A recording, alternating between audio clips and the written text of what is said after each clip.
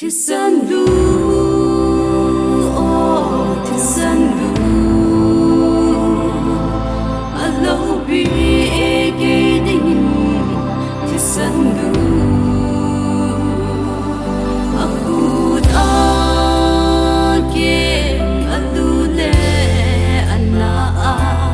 thiên sơn sun van con ai hôn beta.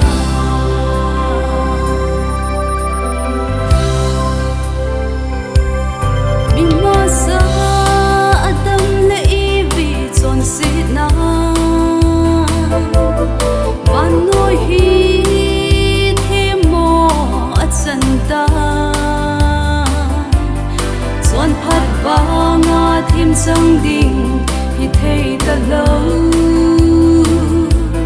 ta sân võ ngã thêm trong đình ý tao về thì sân lu thì sân lu lâu bị cái đình thì sân lu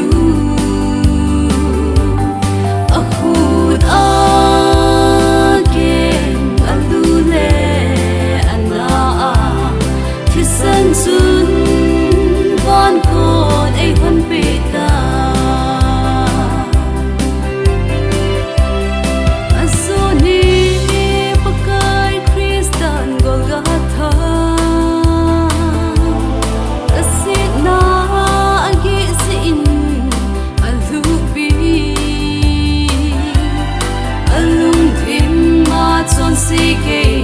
ka singe athau ki e chon sige hu hindingin tisan du tisan du alo bi ke ding tisan du aku